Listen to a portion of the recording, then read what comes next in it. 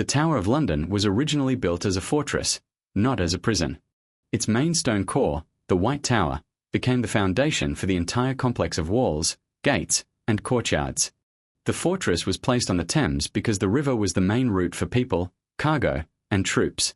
Over time, new defensive layers were added so the tower could withstand sieges and keep the city under control. Royal offices, a garrison, storerooms, and guard facilities were all based here. In different centuries, the tower served as a residence, an arsenal, and a treasury, operating alongside a system of detention. When the crown needed to isolate a dangerous person, it made sense to hold them where the guards answered directly to royal authority. In this way, the fortress gradually became a state prison for political cases. Unlike ordinary city jails, the tower was meant for people whose name could trigger unrest or divide the court. That is why the phrase "sent to the tower" came to sound like a serious warning across the country. The tower was run in a way that allowed decisions to be made quickly and enforced without argument. Formally, the fortress belonged to the monarch, and any order from above took effect immediately. Overall security and authority were assigned to the constable of the tower, a trusted guardian of a critical site in the capital. Day-to-day decisions were most often carried out by the lieutenant of the tower, because he managed the regime inside the walls. He decided where a prisoner would be kept, who would be allowed to visit, and which letters would be passed on. Under him worked warders, clerks, guard patrols, and staff who maintained daily operations and security. The most visible guards were the yeoman warders, who escorted prisoners and controlled passageways. Their work followed strict rules: prevent escapes, prevent secret contacts, and prevent information from moving without inspection. Inside the tower, keys, access lists, and permissions mattered most, because they controlled freedom within the fortress. For a prisoner, authority was felt not in speeches but in the fact that every movement depended on the guard's decisions. People were sent to the tower not like to an ordinary jail, but to a special regime place for political cases. An arrest could be sudden so the person could not hide papers or warn allies. Letters, seals, and documents were often seized immediately because they connected the suspect to the outside world. Important prisoners were frequently brought by the Thames to avoid crowds and unnecessary witnesses in the streets. This route was also convenient for guards, since movement on the water is easier to control. Arriving at the fortress, the prisoner saw the high walls and understood that the city was now cut off. After entry, officials began registration, recording the name, status, and grounds for detention. A search followed, and items that could aid correspondence or escape were taken away. Next came the decision of where exactly to place the person, because the tower contained many spaces of very different severity. Within the first hours, it often became clear whether the authorities treated the prisoner as a bargaining piece or as someone being prepared for trial and sentence. The tower had no single standard cell, and conditions depended on status, money, and political circumstances. High-ranking prisoners could be held in tower rooms with space for a table, a bed, and candles. Sometimes such prisoners were allowed books and writing materials if this did not conflict with the investigation. Improvements were often paid for, and money became a means of survival rather than luxury. For others, there were cramped cells with little light and air, while the walls trapped dampness.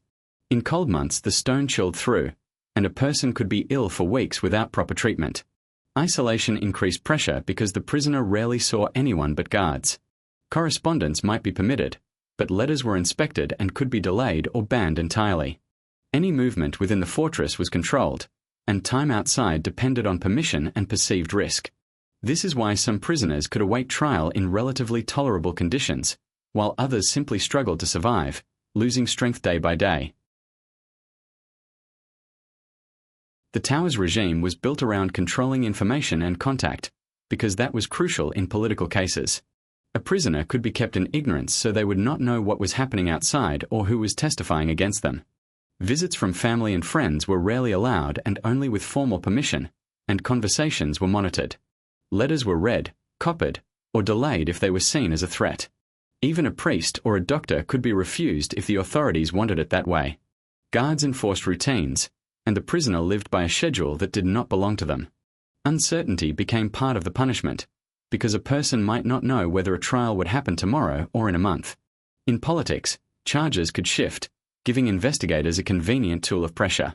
Any attempt to resist usually led to harsher conditions, transfer to a stricter space, or complete isolation. Many prisoners therefore became careful with words and actions because they understood the cost of a mistake. In this way, the tower broke people not only with walls but with a rule system where every step depended on authority. Food and daily conditions in the tower also depended on status and money, and this directly affected health. Poor prisoners could receive a simple ration that was not always enough to restore strength. In different periods this meant bread, broth, porridge, and occasional additions when supplies allowed. Drinks mattered as well because city water could be unsafe, so weak beverages were often used. Those with money could pay for better meals and receive parcels through approved channels. However, any deliveries were inspected, because food could conceal notes, money, or small items. Candles, warm clothing, blankets, and even bedding could become separate expenses, without which winter was hard to survive. If improvements were denied or the prisoner could not pay, cold and weakness became constant. Disease spread easily, while a doctor's access depended on administrative decisions and on how valuable the prisoner was to investigators. For that reason, daily life in the tower was not merely discomfort but part of a regime that could speed up the breaking of a person. Inside the tower, documents mattered because a political case almost always rested on letters, testimony, and connections. Investigators tried to determine who corresponded with whom, who provided money, who promised support, and who might be the next conspirator. Interrogations could be repeated many times, each round refining details and probing contradictions. Authorities often cared less about events themselves than about a chain of names that could be used for further arrests. Prisoners were pressured through conditions, threats of harsher treatment, or promises of relief if they cooperated. Testimony from others could become a trap, because one frightened witness could accuse several people to save themselves. In some cases, the state sought confessions at any cost because political impact mattered more than fairness. In especially important cases, torture could be used under special authorization and was treated as an extreme measure. It served to force admissions or break resistance and then formalize the desired statements. Even when torture was not constant, fear of it worked as a tool that made people speak.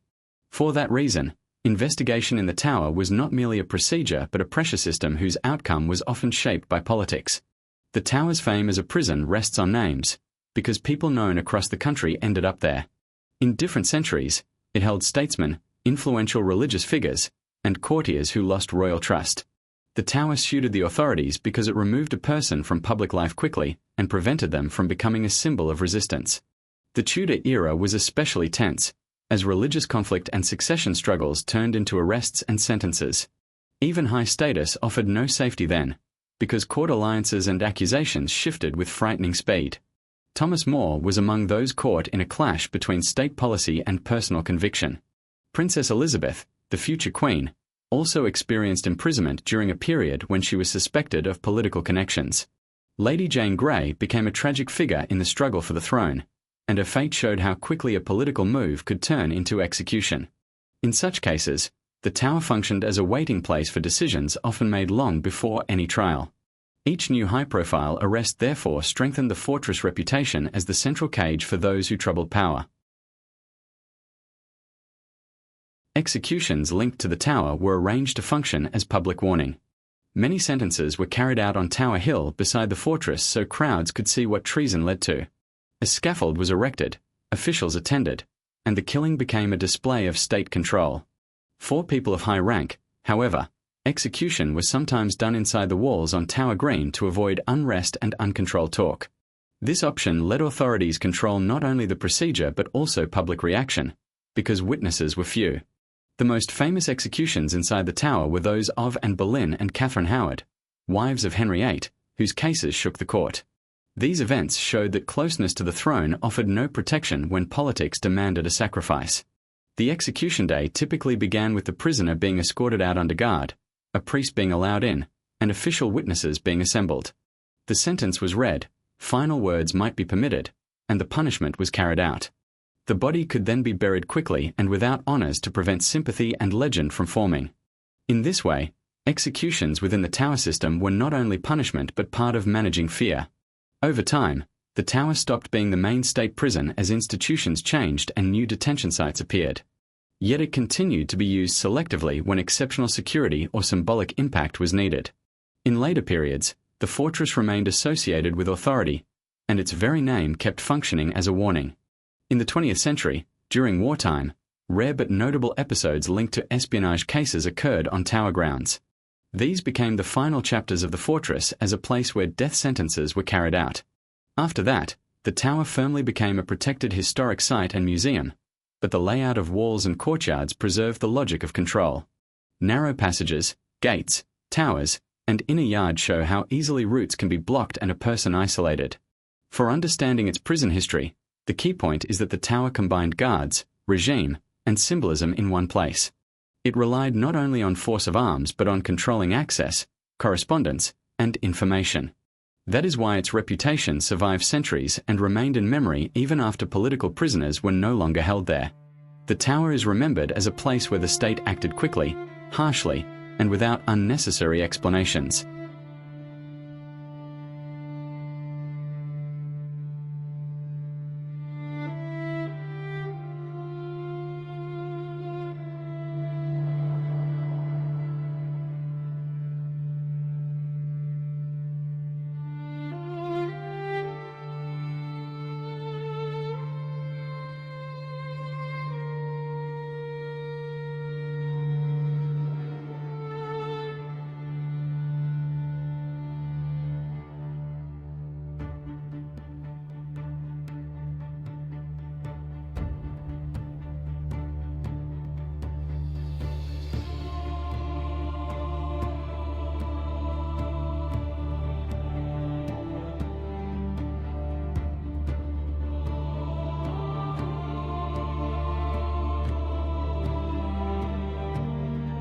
Thanks for watching this story about the Tower of London, one of the most feared prisons in British history.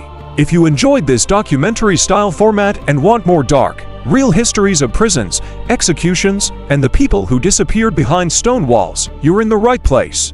On Criminal Group, we publish stories where power, fear, and crime collide, told clearly, with details, and without unnecessary noise. If you want the next episode, write in the comments which prison or historical case we should cover next. Don't forget to like the video if it kept you watching until the end. It really helps the channel grow. And most importantly, subscribe to Criminal Group and turn on notifications so you won't miss the next story. Subscribe now, Criminal Group.